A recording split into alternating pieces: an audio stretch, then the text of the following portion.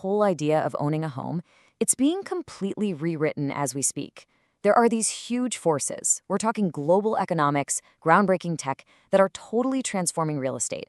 And by the end of this, you're going to see why the game has a brand new set of rules.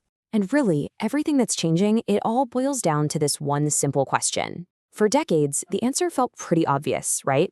But today, that line is getting blurrier and blurrier, and the answer is creating a whole new class of winners and losers in the housing market. All right, so to really get what's going on, you have to realize we're not even talking about one single real estate market anymore. Nope, we're talking about two, because these powerful economic forces have basically split it right down the middle. And here's that split in a nutshell. For anyone who has cash, real estate has become this safe harbor, a great place to park your money in a storm of economic uncertainty. But for anyone trying to buy their first home, that exact same market feels like an impossible mountain to climb. So you're probably wondering, how did we even get here?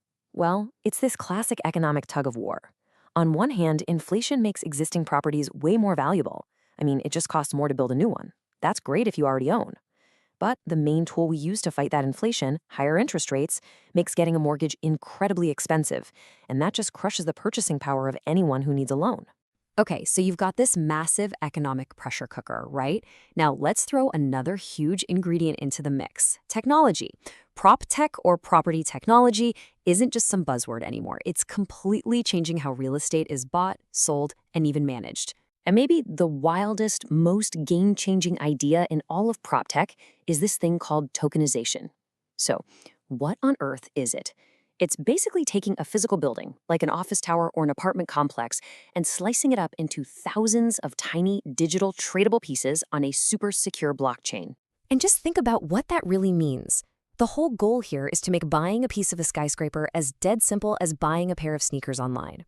It literally transforms real estate from this complicated, inaccessible asset into something more like a simple consumer product. So how simple are we talking? This is the kicker. With tokenization, the barrier to entry just collapses. You can get into the real estate game with as little as $100. This opens up a market that, for pretty much all of history, was only for the super wealthy. And it's not just about tokenization. AI is, it's quietly rewriting the rules for the entire industry. We're moving away from guesswork into pure data science.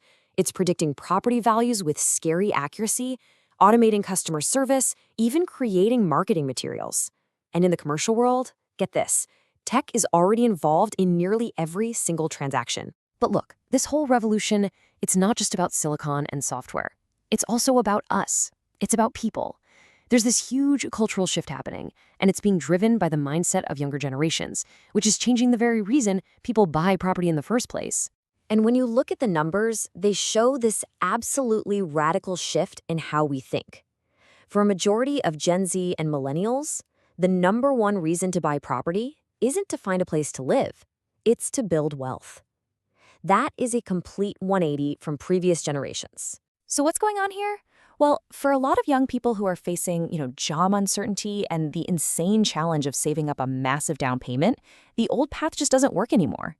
A stable job doesn't automatically get you a house.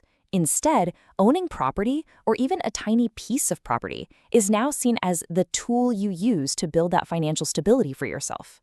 Okay, so when you have this investment-first mindset taking over, it totally changes where the money goes. And it's creating this really fascinating cross-border strategy, especially between North and South America. One of the biggest trends we're seeing is a flood of capital flowing north.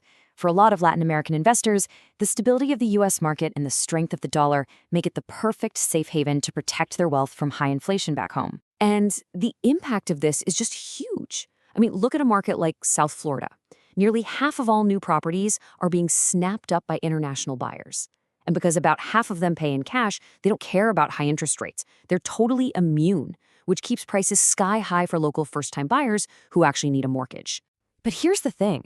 The money isn't just flowing one way. While the U.S. market offers stability, a lot of smart investors are looking back at Latin America and seeing massive growth potential, which of course offers the promise of much higher returns.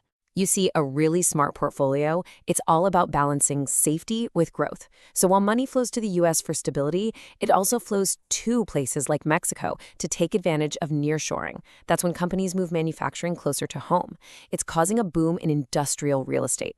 Meanwhile, Brazil's giant economy has opportunities at both the luxury and affordable ends, and Colombia is becoming a hotspot for tourism. It's really about playing both offense and defense with your money. So you take all these trends, the high prices, the investment-first mindset, the new tech, and you have to ask, what does this all actually mean for how we're going to live? Well, it seems like one answer is becoming really clear, a future that's dominated by renting. Because of that accessibility crisis we talked about earlier, renting is shifting from just being a temporary phase to a long-term lifestyle for a huge chunk of the population. The rental market is actually growing even faster than the for-sale market right now. And this has created a whole new model called build to rent. You've got developers creating entire communities designed from day one just for renters. And it's kind of a win-win-win.